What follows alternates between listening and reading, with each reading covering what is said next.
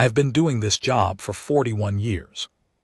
41 years of reading incident reports, cataloging xenobiological contact events, transcribing testimonies from species who barely survived meeting one another in the dark corridors of deep space. I have read accounts of Drek'el warriors weeping after encountering a human child who offered them a piece of candy. I have read the deposition of a Volgrath ship captain who admitted she changed course across 40 light-years because a human dockworker waved at her. I have read things that made me laugh, things that made me quietly reassess my understanding of the universe, and things that kept me awake for 3 nights in a row. Nothing prepared me for this file. I want to be clear about something before you read the testimony records, the sensor logs, the medical reports, and the security footage transcriptions that follow. I want to be clear because I think context matters here, and I think if you go in cold, if you just skip to the incident itself, you will miss the thing that makes this story actually mean something. The Kessara incident did not happen because someone was careless. It did not happen because of a malfunction, a miscommunication, or an administrative error. It happened because a human named Marcus Rail was given what every single person in that station, human and non-human alike, believed was a literally impossible task. And Marcus Rail, being human, did not process the word impossible the way every other species in the known galaxy processes it. Most species hear impossible and they stop. Humans hear impossible and they ask, compared to what? That distinction, that infuriatingly small galaxy-reshaping distinction, is what this entire file is about. Read it carefully. Compiled from public records, station manifests, and background briefings. No classification required. I need you to understand what Kessara Station actually was before I can tell you what happened inside it, because if you think it was just a space station, you've already missed the point. Kessara Station wasn't a space station. Not really. It was a city. A city that floated at the intersection of the Veil Corridor and the outer rim of the Tharan Drift, 2 of the busiest shipping lanes in this quadrant of the galaxy, and it had been floating there for somewhere between 200 and 300 years, depending on which species you asked and how they counted time. The Volgrath said 212 years. The Sarath said 307. The Drek'el didn't give a number at all. They just said longer than memory, which, coming from a species with near-perfect ancestral recall, was saying something. It was a hub, a crossroads. The kind of place where you could walk from one section to another and pass through 3 different atmospheric pressure zones, 2 temperature gradients, and 4 different lighting spectrums, all in the space of about 15 minutes. The kind of place where the food court, if you could call it that, served everything from raw Volgrath crystalline protein clusters to something that looked disturbingly like a human cheeseburger, but was definitely not made from any animal that had ever existed on Earth. The station had sectors. Every major species present had carved out their own territory over the decades, not through conflict mostly, but through the slow gravitational pull of familiarity. You found your people, you settled near them. You built your shops and your shrines and your sleeping quarters in concentric rings around the things that felt like home. The Sarath had the upper rings, because the Sarath were tall, elegant, photosynthetically supplemented, and they preferred natural light piped in from external solar collectors. They kept their spaces bright and airy and slightly too warm for most other species. The Drek'el had the lower decks near the engine cores, because the vibration frequency of Kessara's main drives matched something in their biology that they described as comforting. Nobody else found it comforting. It sounded like being inside a drum. And the Veilketh, the vampire women, as humans had taken to calling them, a nickname that was simultaneously offensive and surprisingly accurate, the Veilketh had the midstation, Section 12 through Section 19, running in a sweeping arc along the station's eastern spine. That was their territory. and that, for reasons I will explain shortly, was where Marcus Rail was told to go. Compiled from xenobiological files, first contact documentation, and cultural liaison reports. Classification level, standard. The Vale Keth are, by most objective measures, terrifying. I say this not as an insult. I say this as a factual statement that the Vale Keth themselves would not dispute. They are, in fact, quite proud of it. They are humanoid in shape, bipedal, bilaterally symmetrical, roughly comparable in height to humans, though they tend toward the taller end of that range.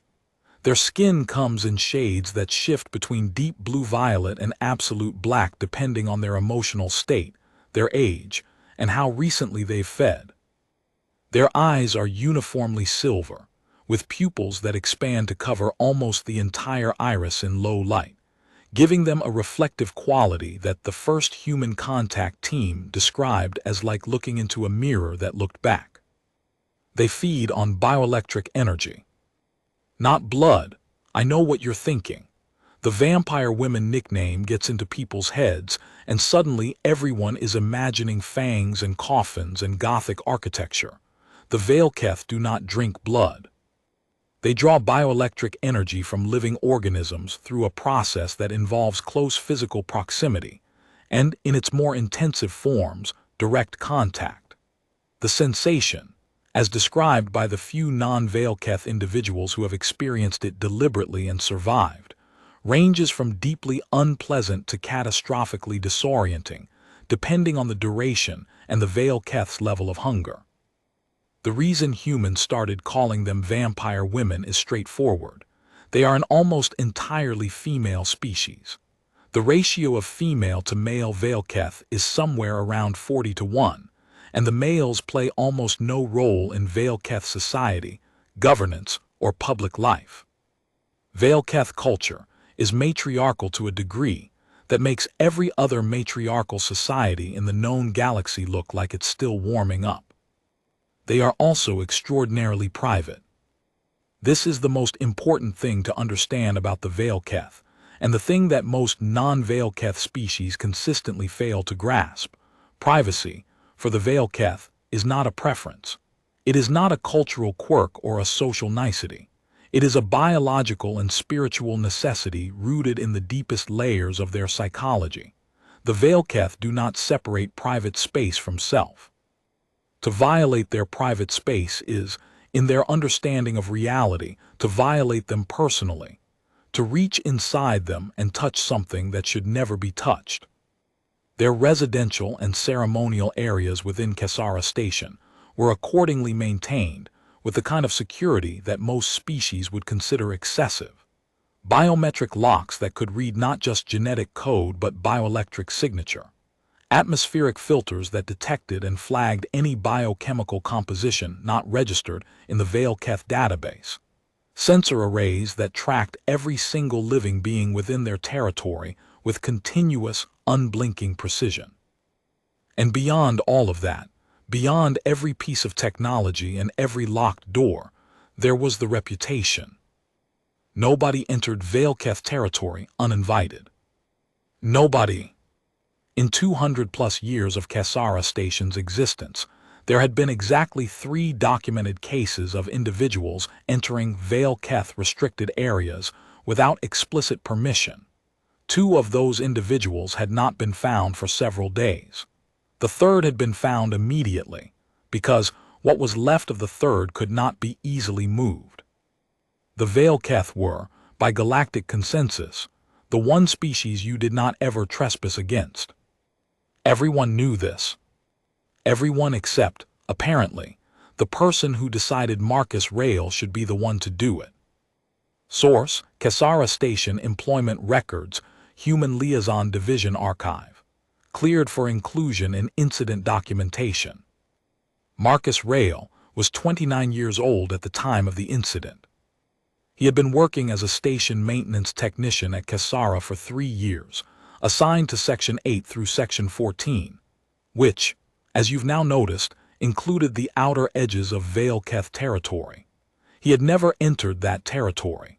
In 3 years, he had walked past the boundary markers of Section 12 approximately 1,200 times and had never once stepped over them. His employment record was, in the most honest assessment, fine, not remarkable, not troubling, fine. He showed up when he was supposed to show up. He fixed what needed fixing. He filed his reports on time and in the correct format. His supervisors described him consistently as reliable, careful, and easy to work with, which in the language of bureaucratic evaluation means he did not cause problems. He had no commendations, no disciplinary marks, no red flags of any kind. What he did have, and what would not appear in any official document but would come up repeatedly in the testimony records that follow, was a quality that his co-workers described with remarkable consistency across 14 separate interviews. He wasn't the kind of person who got rattled. That phrase, or some version of it, appears in 11 of the 14 witness testimonies. He wasn't the kind of person who got rattled. He wasn't the kind of person who panicked. He was the kind of person who, when things went sideways, and in a maintenance job on a multi-species station, things went sideways constantly, would just kind of pause for a second, look at the situation, and then start working the problem. One coworker, a seraph named Vilena Three Branches, described him this way. Marcus had a quality I have observed in very few beings across my 300 years of life. He was capable of being in the middle of something terrible and still being curious about it, not curious in spite of the terror, curious alongside it, both things at once. I do not think most beings can do that. I did not think it was possible. Marcus made me reconsider. At the time of the incident, Marcus Rail had been working a double shift. He was, by his own account in his later testimony, pretty tired. He had eaten a food court sandwich of dubious origin approximately 4 hours before the events began. He had not slept more than 5 hours the night before. He was, by every practical measure, not at his best. This did not, as it turned out, matter very much. Primary source: Station Operations Log, Day Cycle 447 of the current year. Secondary sources: Testimony of Operations Supervisor Delegate Chenna Orsova, Testimony of Marcus Rail. It started, as things so often do, with something breaking. The specific thing that broke was a coolant regulation node in the atmospheric management system that served sections 12 through 15. In practical terms, this meant that the temperature differential between those sections and the adjacent areas had begun to fluctuate in a way that, if left unaddressed, would result in the thermal comfort zones of approximately 900 Vale Keth residents being compromised within the next 6 to 8 hours. This was, by station maintenance standards, a priority 2 situation, not catastrophic, not immediate, but it needed to be handled within the shift, and it needed to be handled by someone who knew the atmospheric systems well enough not to make things worse. The problem was the location. The coolant node was in Corridor 7 Alpha, deep inside Section 13. Deep inside Vale Keth territory. Specifically, and I want you to appreciate the specific cruelty of the universe's sense of timing here, the node was located approximately 40 meters from the entrance to the Vale Keth's primary residential communal space, which the Vale Keth called the Kethvara. The communal space where they gathered for rest, for ceremony, for the bioelectric sharing rituals that served as both social bonding and nutritional supplementation. The place that, in station slang, every non-Vale Keth employee referred to simply as the women's room. Nobody went to the women's room. The Vale Keth's biometric locks would prevent it. The sensor arrays would detect unauthorized presence within seconds. The Vale Keth security personnel, a rotating group of 8 who were, without exception, terrifying, would be on any intruder before they got 10 steps past the boundary. And yet someone needed to get to that coolant node. Chenna Orsova, operations supervisor for the day cycle, told me about it in her testimony.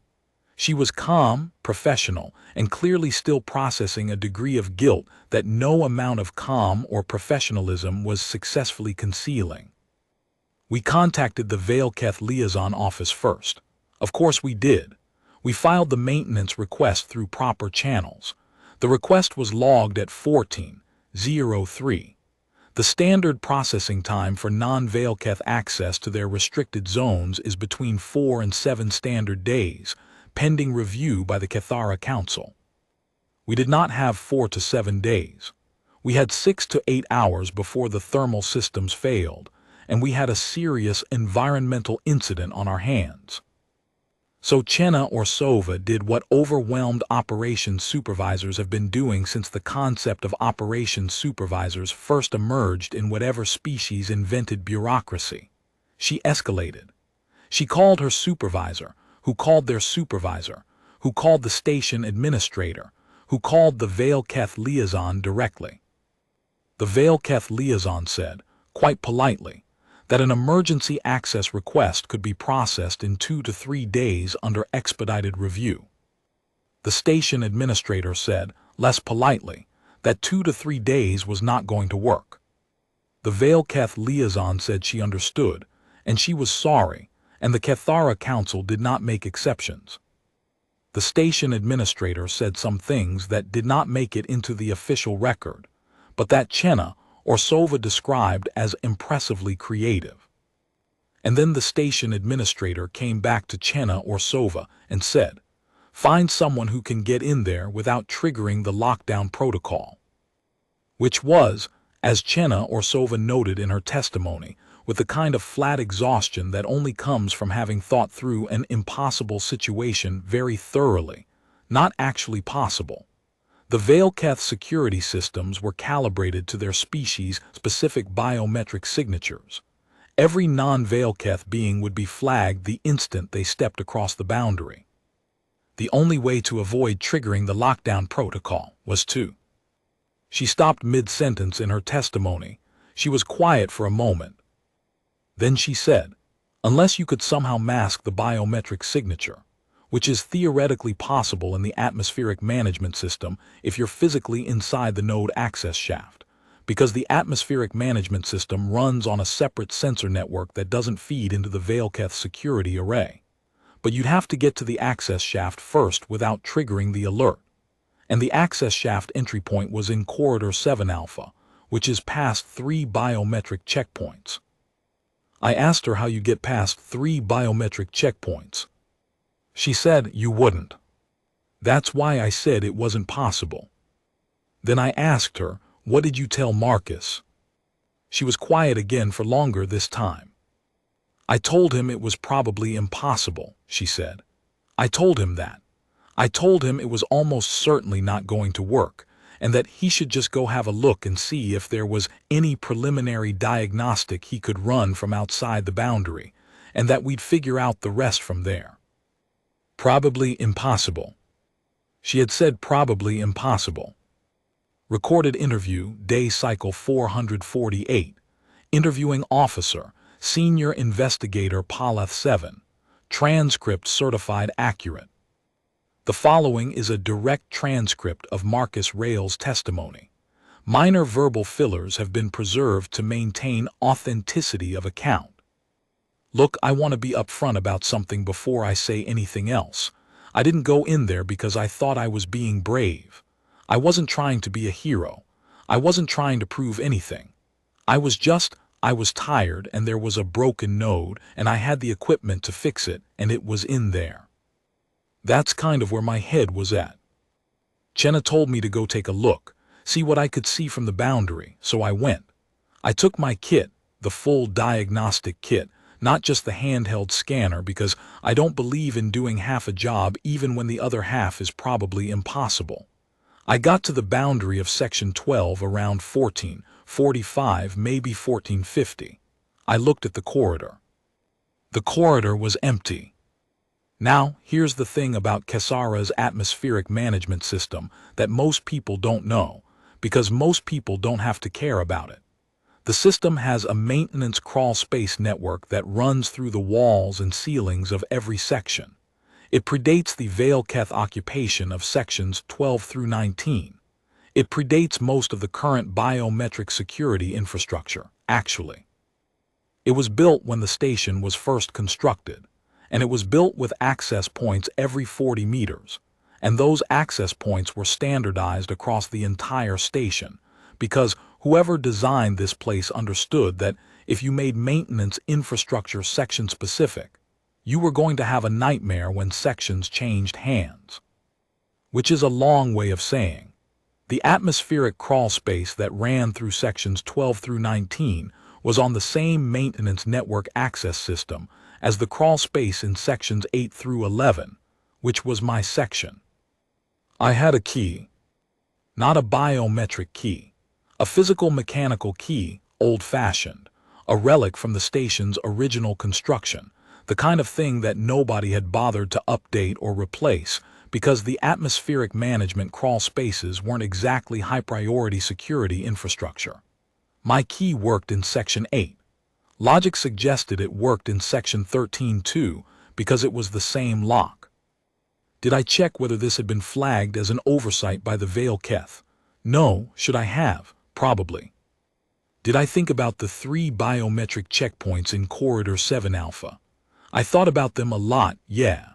And then I thought about the fact that those checkpoints were in the corridor, and the crawl space wasn't a corridor. I looked at the access hatch in the wall of Corridor 8 Beta, which was on my side of the boundary. I looked at the schematic on my diagnostic tablet. I looked at the hatch again.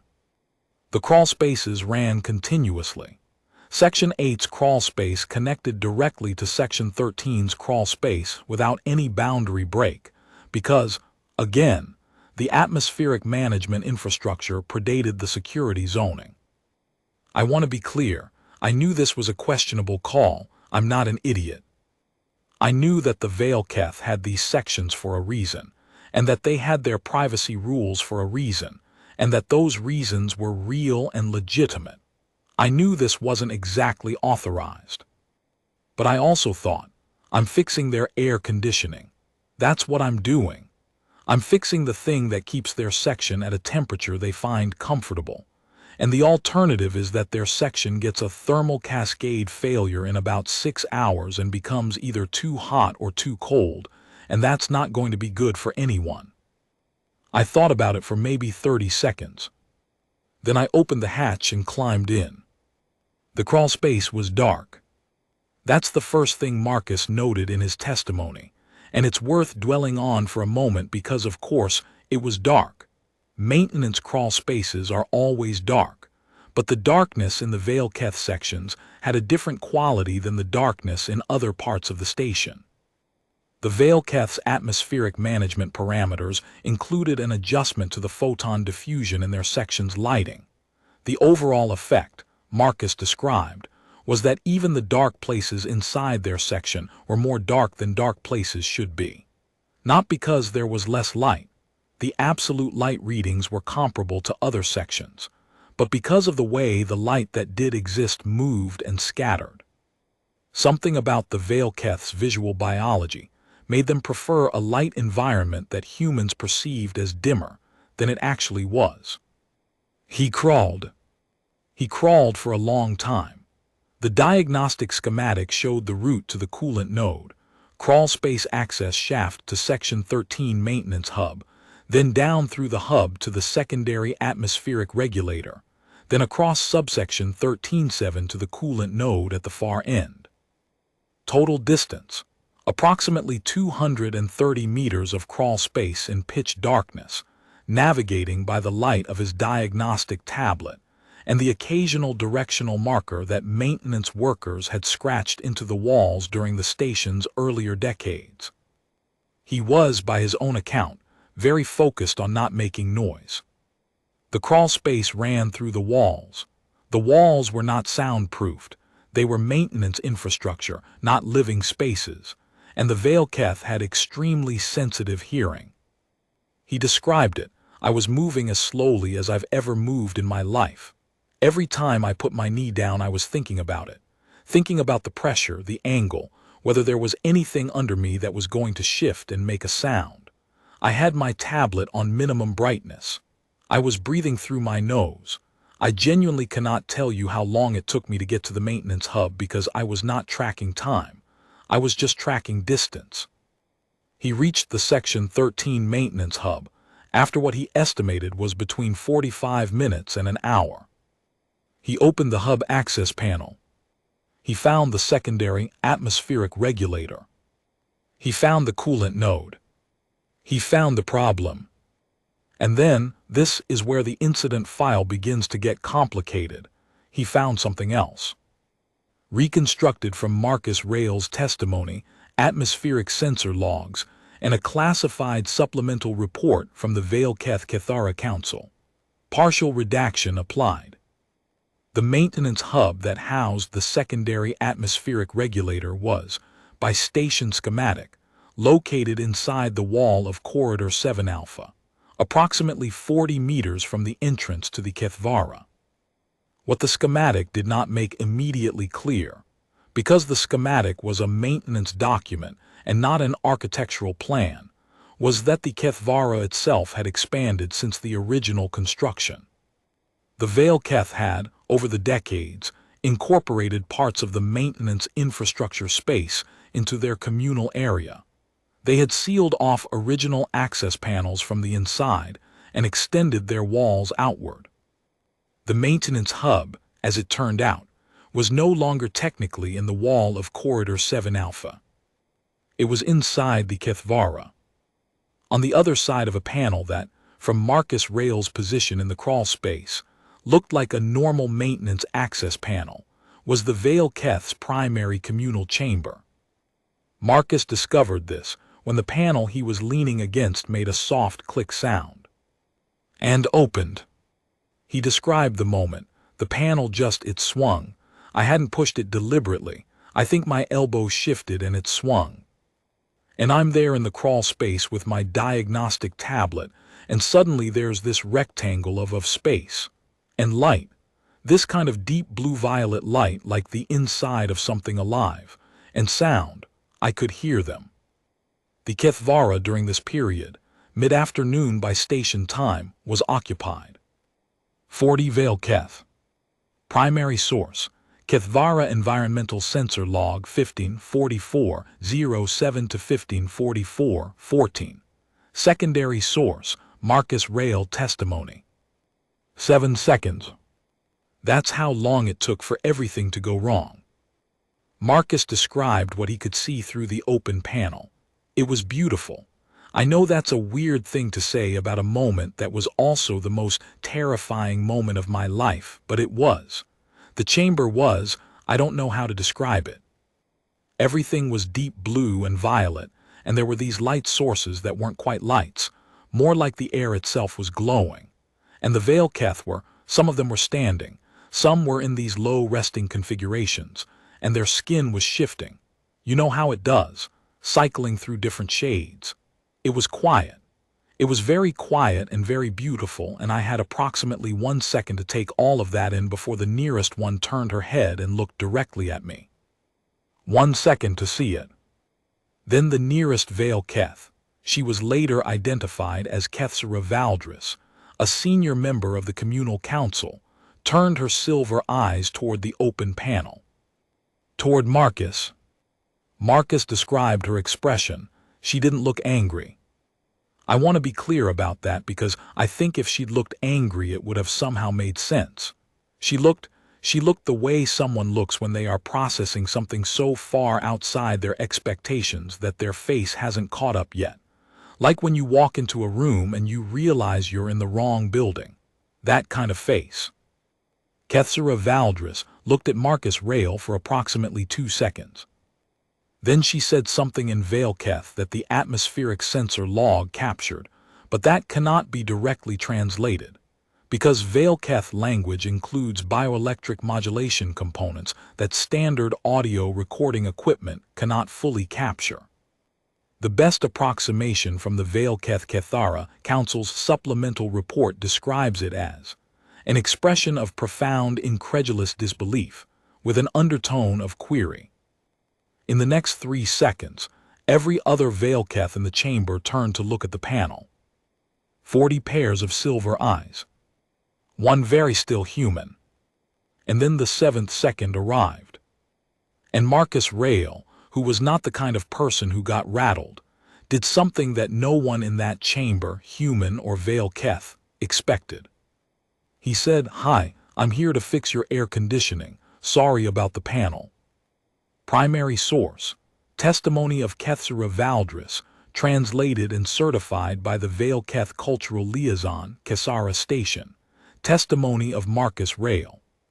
Kethsera Valdris's testimony, as provided through the Cultural Liaison. When I tell you what happened in those first minutes, I need you to understand the context. No being outside our people had entered the Kethvara. Not in 200 years. Not ever. We had built our lives here around that certainty. Our rituals, our rest, our communion, all of it depended on the absolute knowledge that this space was ours alone. And then a human came through our wall. My first response was what any Veilketh's first response would be: disbelief. Pure, clean disbelief. My mind simply refused the information for approximately 2 of your seconds, because the information was incompatible with everything I understood to be true about our security systems. My second response, and this is the part that I have struggled to explain to the Kethara Council, because it does not reflect well on my dignity, was that I almost laughed. This human was crammed into our maintenance crawl space with a piece of diagnostic equipment, looking at 40 of us with an expression that I can only describe as professionally apologetic, and his first words were an apology for the panel. Not for being there. For the panel. He was sorry about the panel. I have been a senior council member for 60 years. I have navigated diplomatic situations that would have shattered beings with lesser composure. I have sat across from Drekol war councils and not moved a muscle. And this human, this tired-looking human with a diagnostic tablet, almost made me laugh in front of 40 members of my community. I did not laugh. Instead, I did something I have never done before and have not done since. I asked him to come through. Marcus Rael's testimony continuing. She asked me to come through. I want to be really clear about what I heard because I know it sounds crazy. I'm crammed in this crawl space. 40 Veilketh are staring at me, and this one, the tall one with the dark violet skin and the silver eyes that could have frozen the sun. She looks at me for a long moment and then she says, in perfect standard galactic common, "Come through." I didn't move for a second. I wasn't sure I'd heard right. She said it again, "Come through, human. And close the panel behind you." So I came through. I climbed out of the maintenance crawl space into the Kethvara, and I straightened up, and I stood there in front of 40 Veilketh with my diagnostic kit, and I closed the panel behind me the way she asked. The chamber was up close. It was even more striking. The light wasn't coming from any single source. It moved. The whole atmosphere of the space had this quality like the inside of a living thing, like bioluminescence, but slower and more intentional. And every Veilketh in that room was looking at me with the same expression, the not quite anger, not quite anything face. Processing.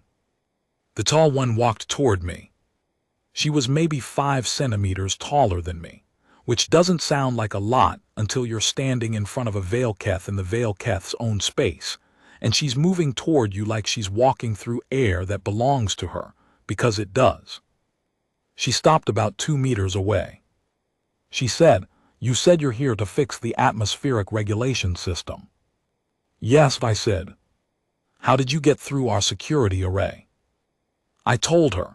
I told her about the maintenance crawl space, the mechanical keys, the fact that the infrastructure predated the security zoning. I told her all of it because it didn't feel like the right moment to be anything other than completely honest. She was quiet for a moment. Then she said, "No one has entered this space in 200 years. "I know," I said. "I'm sorry. I was trying to fix your air conditioning." There was another long silence. And then something happened that I still don't entirely know how to describe. The light in the room changed. It got warmer somehow. The veil keth around the room shifted, and their skin colors shifted with them, and there was this low, resonant sound that I felt more than heard, a vibration in the air that my diagnostic equipment later told me was a bioelectric frequency pulse. I found out later what that pulse meant. It was the Veilketh equivalent of an entire room deciding, simultaneously, that something was funny.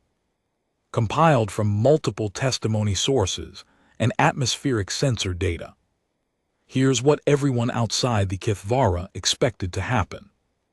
The Veilketh security personnel, 8 of them, rotating always on, would detect the breach. The lockdown protocol would engage. The intruder would be identified and detained. There would be, at minimum, a diplomatic incident.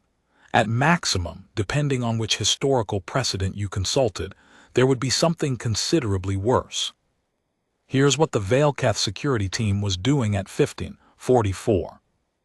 They were gathered at the Kithvara's main entrance, having been called by the environmental sensors, which had detected an anomalous biometric signature inside the chamber. They arrived at the entrance prepared for a confrontation.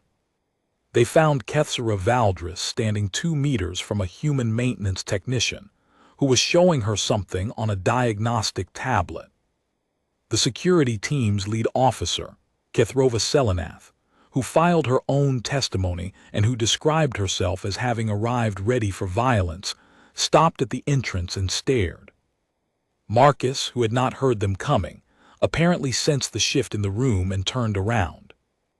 "Oh," he said, according to his testimony. "Hi, I'm Marcus. I'm fixing the coolant node. I'm almost done, actually. I just needed to show Kethsera Valdris where the secondary fault was." Kethrova Selenath looked at her counsel senior. Kethsera Valdris looked back at her. A conversation took place in Veilketh that Selenath described in her testimony as the most confusing professional exchange of my career. The gist of it, as she described it, Kethsera Valdris told her that the human had come in through the maintenance crawl space to fix the atmospheric system, that he had identified a fault in the secondary regulator that, if left unaddressed, would have caused a cascade failure, that he had been polite, that he had apologized for the panel. Kethrova Selenath said, "He apologized for the panel." "For the panel," Kethsera Valdris confirmed. There was a pause. "Not for entering." "He apologized for that too, but first he apologized for the panel." Another pause. "What do you want me to do?" Selenath asked. "Let him finish," Valdris said. "So I fixed the node. It took about 25 minutes to do the full repair once I had access to the actual node, and not just the crawl space diagnostic point. The secondary fault that I'd shown Kethsera Valdris was a hairline fracture in the coolant distribution manifold. It hadn't been part of the original work order because it wasn't triggering any alarms yet, but based on the stress readings it was going to fail within the next 48 hours. And when it did, it would take the primary regulator down with it, and they'd be looking at a 12-hour thermal cascade instead of a 6-hour one. Kethsera Valdris watched me work. I don't mean she watched from a distance. I mean she stood about 1.5 meters away and watched, directly, with those silver eyes. I asked her about 10 minutes in whether the watching was a security thing or a curiosity thing. She said both. I said fair enough. About 5 minutes after that, she asked me how I'd known to look for the secondary fault when the work order only specified the primary node. I told her that when you've been doing atmospheric maintenance for 3 years, you start to see the pattern of how systems fail. Primary faults don't usually happen in isolation. Something causes the primary fault, and whatever caused it usually also puts stress on the adjacent components. And if you only fix the primary fault and walk away, you're going to be back in 3 days for the secondary one. She was quiet for a moment. Then she said, That is a very thorough way to think about maintenance. I said, it's just how the systems work. She said, yes, but not everyone who interacts with a system takes the time to understand how it works before they try to fix it. I didn't have a good response to that. I just kind of nodded and went back to the manifold. Another Veilketh had come over while we were talking. Younger, her skin was more in the blue range than the violet, which I'd learned from the xenobiology brief I'd read when I was first assigned to the section borders meant she was probably less experienced, or younger, or both. She was watching with an expression that was more openly curious than Kethsera Valdris's measured assessment. She asked me in careful, slightly stilted galactic common, "Does the fixing hurt the system?" I thought about the question for a second. "No," I said. "I try to be gentle. The system has been running for a long time. You don't want to be rough with something that's been running for a long time. You want to support it. Fix the part that's failing and let the parts that are working keep working." The young Veilketh looked at Kethsera Valdris. Some kind of communication passed between them that I didn't have the bioelectric sensitivity to read. "Finish your work," Kethsera Valdris said. I finished. Outside the Kethvara, things had been escalating at a rate that no one inside the chamber was aware of. When the Veilketh security system's environmental sensors detected the anomalous biometric signature at 1544, they didn't just alert the Veilketh security team. They also sent an automatic notification to the Kessara Station Concordat security post, because the Veilketh had years ago, as part of their integration agreement with the station administration, flagged their security alerts to the broader station security network. The Concordat security force that was dispatched was not small. Commander Drath Osavold, a Volgrath officer with 22 years of experience in multi-species security operations, arrived at the boundary of Section 12 at 16:02 with 12 officers. 6 Volgrath, 3 Drekhul, 2 Serath, and 1 human Corporal Emery Fane, who had been assigned to the Concordat detail 3 months prior. By 16:02, the Veilketh security team had already had 18 minutes of dealing with the situation in their own way. Commander Osavold did not know this. She knew that an unauthorized biometric signature had been detected inside the Veilketh's most restricted space. She knew the signature was human. She knew that historical precedent for this kind of violation was not good. She also knew, because you did not get to commander level in Concordat security without being thorough, that there had been a maintenance request filed for Section 13 at 14:03, and that the request was for the atmospheric coolant node in Corridor 7 Alpha. She put these facts together during the walk to Section 12's boundary, and arrived at a hypothesis that she described in her testimony as extremely bad news for everyone. "My working theory," Osavold told me, was that a human maintenance worker had attempted to access the coolant node through unofficial means, had entered the Veilketh restricted zone, had been detected, and was currently either in custody or had provoked a response that would result in a significant diplomatic incident. I estimated at that point that the probability of the situation resolving cleanly was somewhere around 4%. She arrived at the boundary of Section 12. The Veilketh security team's boundary officer, a young Veilketh named Kethmir Salantha, was standing at the checkpoint. "I'm Commander Osavold, Concordat Security. We received notification of an unauthorized biometric intrusion into your restricted space. We're here to assist with containment and recovery." Kethmir Salantha looked at the 12-person security team. She said, "There is no incident requiring assistance." Osavold stared. "We received an alert from your security system." "The situation has been handled," Salantha said. "Handled how?" "Handled." Osavold was, by her own account, not satisfied with this answer. She pressed. She explained the standard protocol. She cited the Concordat Station Security Cooperation Agreement. She was, she said, thorough and professional about it. Kethmir Salantha was, if anything, more thorough and more professional. The situation has been handled, she said again. Council Senior Kethsara Valdris is overseeing the matter directly.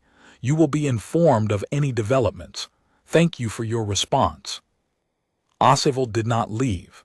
She stationed her team at the boundary and waited. Recorded interview, day cycle 448. Interviewing officer, Senior Investigator Palath 7. I knew Marcus. Not well, we worked different sections and I was security while he was maintenance, so our paths didn't cross a lot. But we'd had lunch together a few times. He was a quiet guy, good listener, the kind of person who asks follow-up questions instead of just waiting for their turn to talk. When I realized the unauthorized biometric signature was probably Marcus, my first thought was concern. Real, genuine concern. Because I knew what the Vale-Keth's territory meant. I knew the history. Everyone did. My second thought was, and this is going to sound strange, that if anyone was going to accidentally end up in the Vale-Keth space and somehow be okay, it would probably be Marcus. Not because he was special, not because he had any particular skills for navigating that kind of situation, but because Marcus was the kind of person who, when he was in a situation he hadn't planned for, when things were going sideways, he'd just kind of go, okay, what do we have here? And then he'd start working the problem. He wasn't defensive, he wasn't aggressive, he was just present, in the moment, dealing with what was actually in front of him instead of what he thought should be in front of him. I know that sounds like a very simple thing, but I've been in security for 6 years, and I've watched a lot of beings deal with unexpected situations, and you'd be surprised how rare that quality actually is. So I'm standing at the boundary with Commander Ossevold, and this Vale-Keth checkpoint officer is politely refusing to tell us anything, and about 40 minutes go by, and then the checkpoint officer's communication device activates, and she listens to something for a moment, and then she looks at us and says, Council Senior Kethsara Valdris will see Commander Ossevold at the Kethvara entrance. 1 escort permitted. Ossevold looked at her team. Her team looked back at her. She picked me, I don't know why. She said later that it was because I was the smallest target and the least likely to be interpreted as aggressive, which is a very diplomatic way of saying she picked the human, because the Vale-Keth were going to be dealing with a human situation, and it might help to have one in the room. We walked into Section 12, for the first time in either of our careers. Section 4.3, the walk through Section 12. Source, testimony of Commander Drath, Ossevold and Corporal Emery Fain. I want to take a moment here to describe what it was like to walk through Vale-Keth territory, because I think it matters.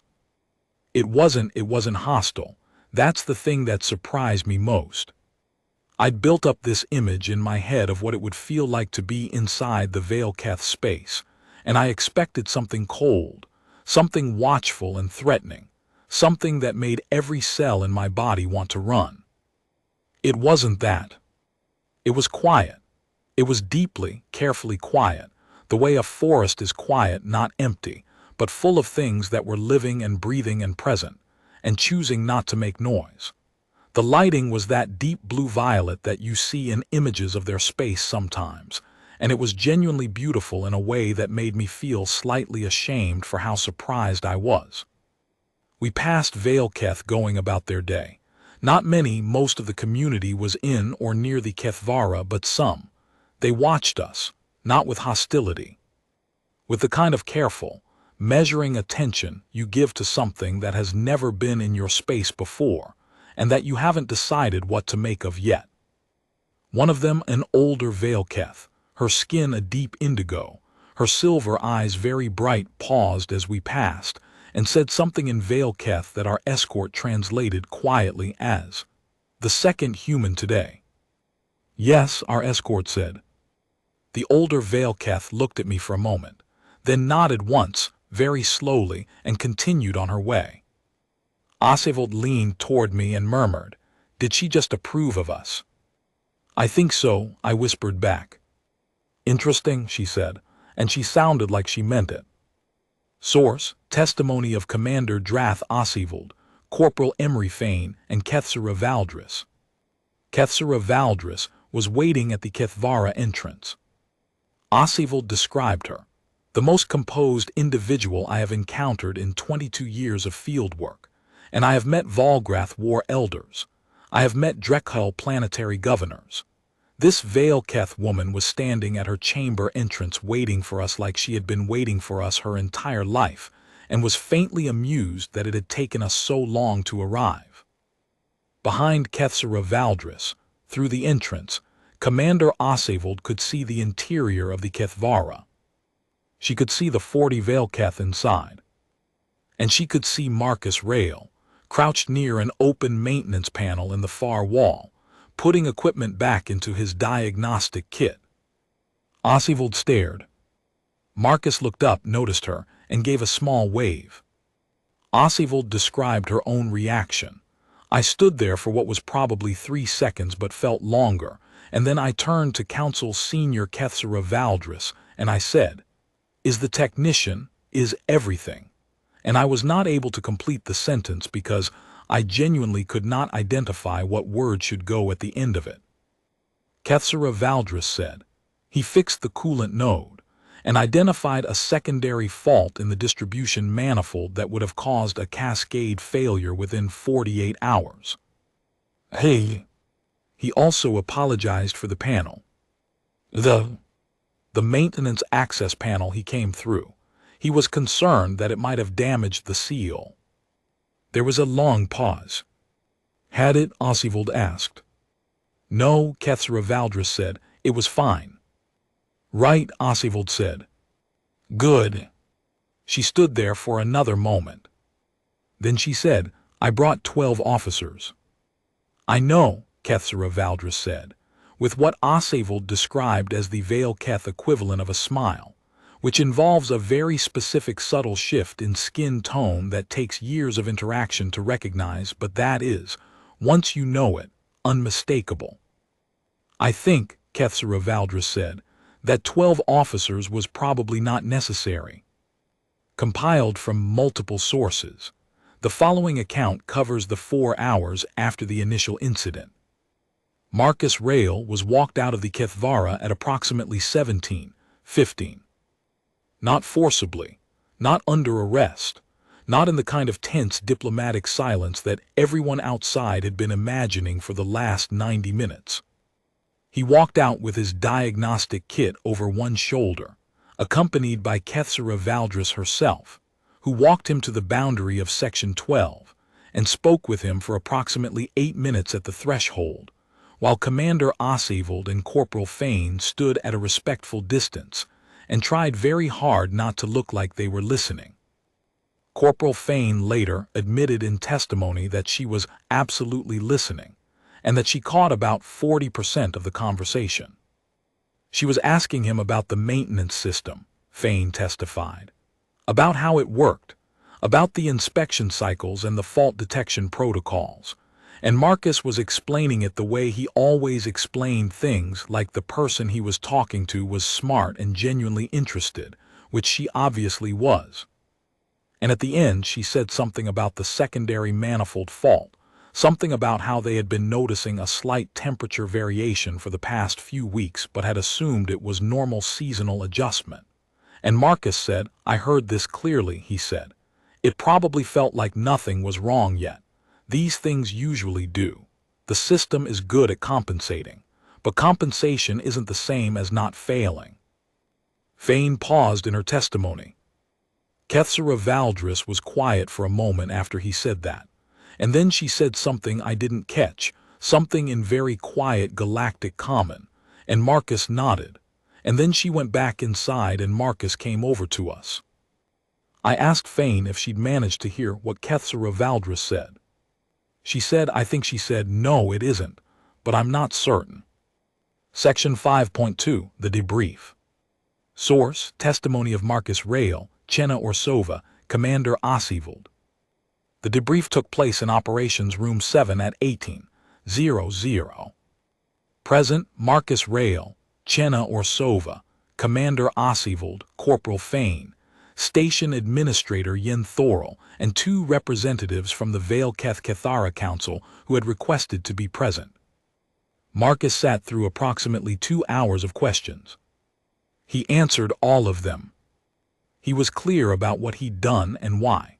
He acknowledged that entering the crawl space without explicit authorization was a judgment call that could have had serious consequences. He acknowledged that he had operated in a gray area, not illegal, given the Maintenance Infrastructure Access Protocol, but certainly not sanctioned. He was, throughout the entire 2-hour debrief, completely undefensive about it. The station administrator asked him at one point, "Did you consider the diplomatic implications?" Marcus said, "I considered that the alternative was a thermal cascade failure that would affect 900 residents. I thought that was worse." "You thought you could prevent a diplomatic incident by creating a potentially larger one." "I thought I could prevent a system failure by fixing it," Marcus said. "I didn't know what else was going to happen. I was hoping for the best." "And if the best hadn't happened?" Marcus was quiet for a moment. "Then I'd be responsible for the consequences of a bad call," he said. "That's how calls work." The 2 Vale Keth Council representatives had been silent throughout most of the debrief. They were observers, formally, not participants. At this point in the exchange, one of them, a senior council member named Kethnova Eris, spoke. She said, "The Kethara Council has considered the incident. We wish to make several things clear." The room went very quiet. First, the access point through which the technician entered has been identified. It represents a gap in our security infrastructure that we were not aware of. We are grateful for this knowledge. She paused. Second, the manner in which the technician conducted himself within our space was acceptable. He was honest. He was respectful. He fixed what was broken and identified what was going to break. He did not take anything. He did not look at anything he did not need to look at. He apologized for the panel. Another pause. Third, we will be requesting a formal protocol review of the emergency maintenance access procedure with the station administration. The current process, 4 to 7 days for standard review, 2 to 3 days for expedited, is inadequate for situations involving critical infrastructure. We recognize this created the conditions for today's events. We share responsibility for the gap. The room was still very quiet. Fourth, Kethnova Eris said, and her silver eyes settled on Marcus. "We are recommending to the station administration that this technician be assigned as the designated maintenance contact for atmospheric systems in sections 12 through 19, with appropriate access protocols to be developed jointly." Station Administrator Thorel blinked. "You're recommending?" "We know the system has a gap," Kethnova Eris said. "We know who found it. We know how he handled it.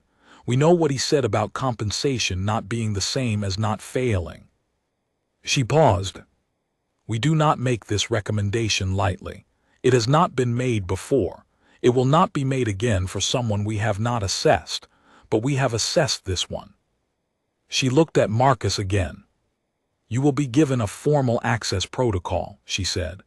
"Emergency access only, with notification to the Kethara Council. You will conduct yourself as you did today." Marcus looked at her. "Yes," he said, "I can do that." "We know," Kethnova Eris said. "Compiled from post-incident records, diplomatic communications, and follow-up testimony. Compiled 18 months after the incident." It has been 18 months since Marcus Rail crawled through a maintenance access shaft into the Kethvara. A lot has changed. The Emergency Maintenance Access Protocol for Vale Keth Restricted Zones was rewritten jointly by the Station Administration and the Kethara Council. The new protocol includes a 6-hour expedited review track for critical infrastructure emergencies, a designated emergency contact within the Vale Keth Council, and a pre-approved contractor list for each section of their territory. The review took 3 months. Both sides describe it as the most productive diplomatic negotiation they have conducted on Kesara Station in 20 years. Marcus Rail is, as of the filing of this report, the designated atmospheric systems maintenance contact for sections 12 through 19. He has been called into the restricted zone 11 times in the 18 months since the incident.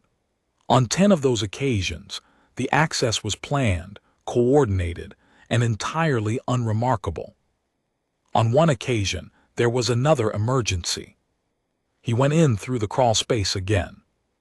The Vale Keth security team met him at the maintenance hub, escorted him to the fault location, waited while he worked, and escorted him out. He apologized for the interruption. They told him it wasn't necessary. He said he knew, but he wanted to anyway. Kethrova Selanath, the security team lead who had arrived ready for violence on the day of the original incident, filed a supplemental note to the incident record 18 months later. She described Marcus Rail as the only non-Vale Keth individual I have encountered who understands, intuitively, the difference between entering a space and inhabiting it. He enters, she wrote. He does not inhabit. He comes with a purpose, he fulfills the purpose, and he leaves. He does not take the space with him when he goes. He is aware at every moment that the space belongs to us. This is, she concluded, very rare. Personal notation, Archivist Thesivane Rowe. Marcus Rail did not become famous. He didn't write a memoir. He didn't give interviews. He didn't leverage the incident into a promotion or a transfer to a more prestigious post or a reputation as the human who walked into the women's room and walked back out.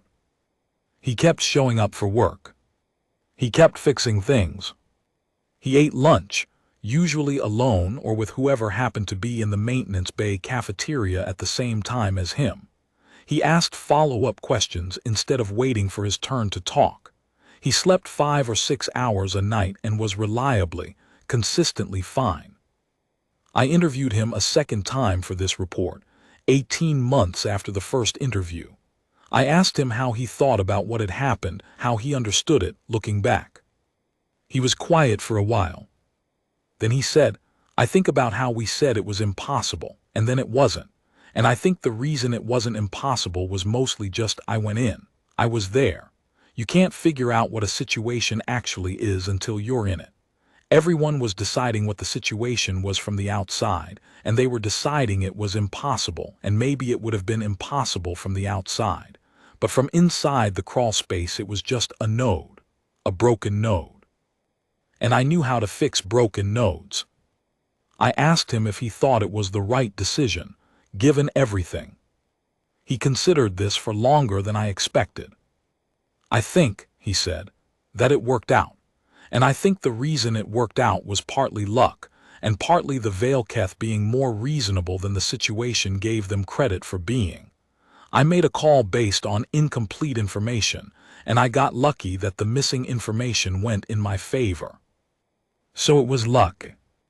It was partly luck, he said, and partly the Vale Keth, and partly, I try to be honest about this, partly just the fact that I went in to fix something and not to take something. I think that matters.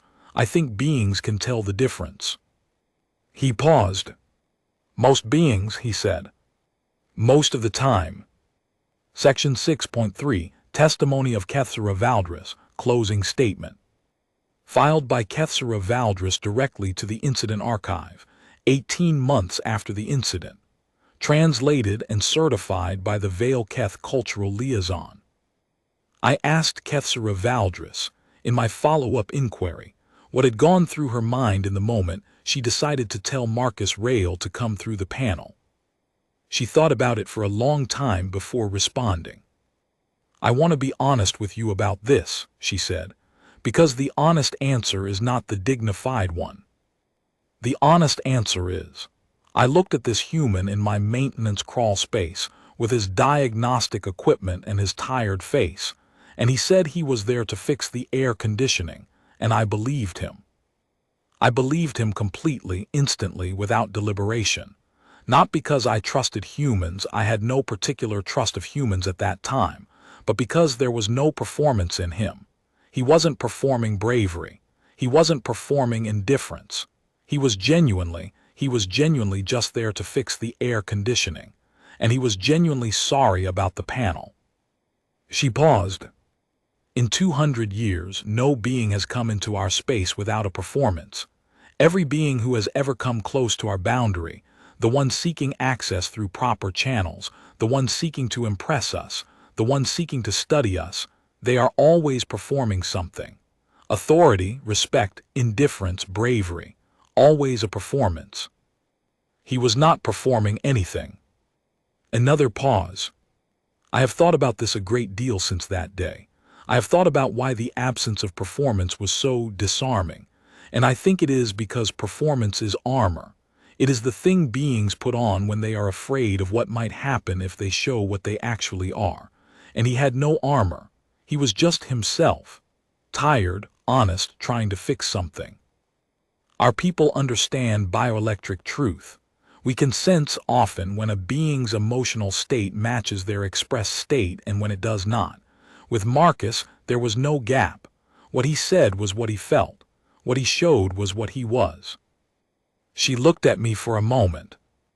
That is also very rare, she said, not just among non-Veilketh. Among all beings.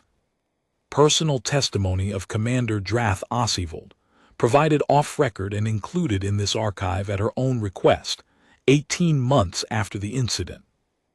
Ossivold came to me. I didn't seek her out. She found my office, sat down across from me, and said she had something she wanted to say for the record that hadn't made it into her official debrief. I turned on my recorder. She said, I arrived at that boundary with 12 officers because that's what the protocol called for. Biometric intrusion into Veilketh restricted space. High alert, full team deployment, assume hostile situation.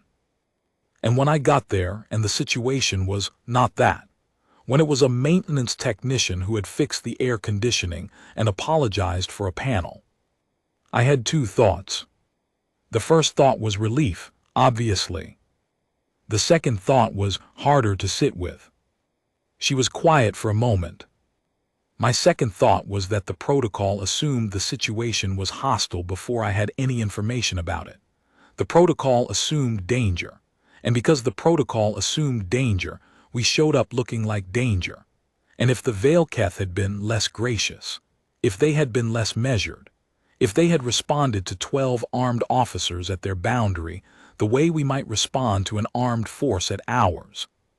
She stopped. I brought 12 officers because I was following protocol.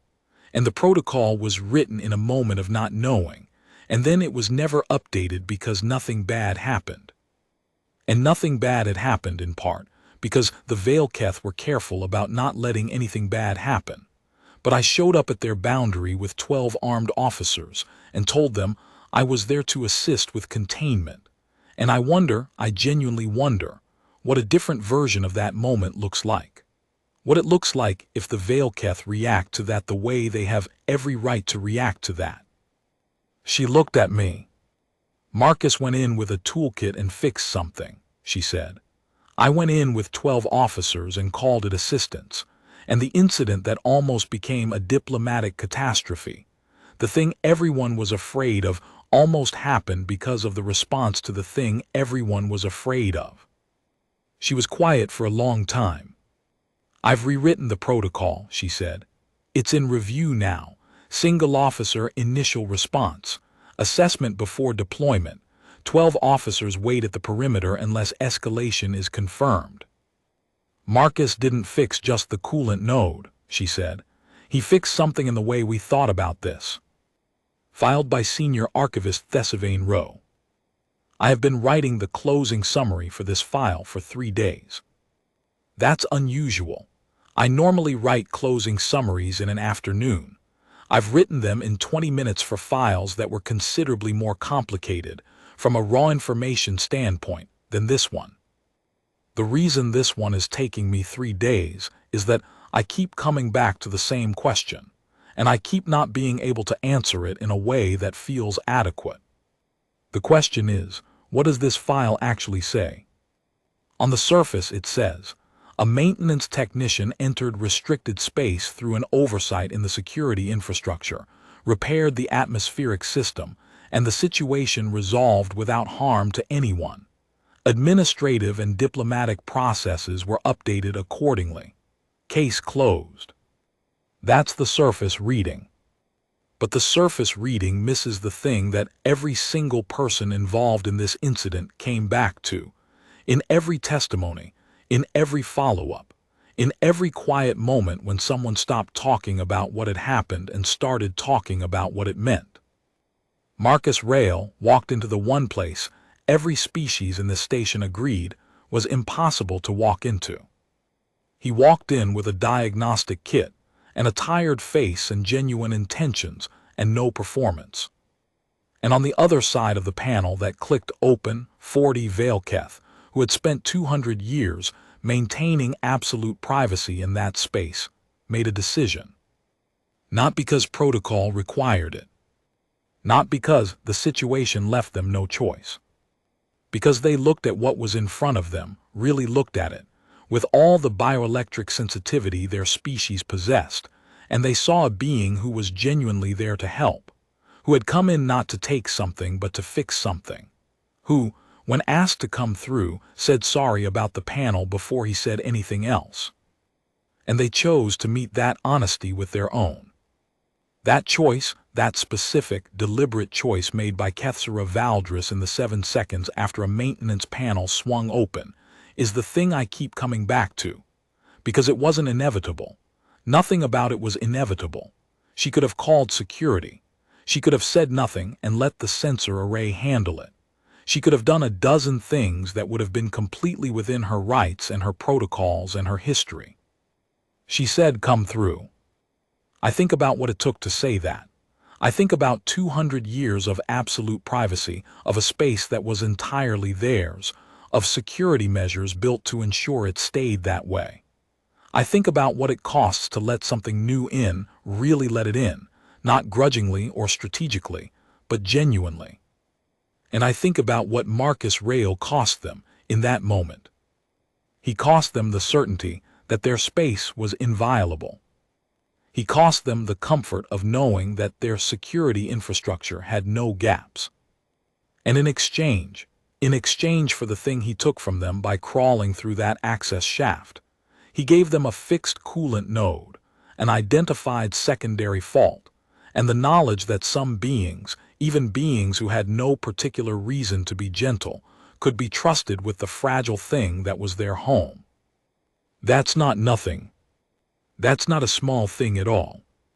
Section 8.2, Final Entry, What the Galaxy Looks Like. Personal Notation, Archivist Thesivane Row, not for formal record, appended at personal discretion. I've been doing this job for 41 years. I've read thousands of incident files, contact events, misunderstandings, diplomatic crises, moments when species who had been living in close proximity for decades suddenly found themselves staring at each other across a gap that nobody had realized was there. And then the files where someone reached across. Not perfectly, not without risk, not with any guarantee of how it would land. Just reached. The Kethsera incident is, by the numbers, a minor file. No injuries, no property damage, no lasting diplomatic breach. A coolant node and a secondary manifold fault, repaired and documented, filed in the atmospheric maintenance record under routine work completed. But I've included it in the Omega-Red classification because I think it deserves to be read. I think it deserves to be read by every Concordat security officer who drafts a protocol, by every administrator who writes the emergency access procedures, by every species representative who sits across a table from a species they don't fully understand and decides, before the conversation starts, what the conversation is going to be.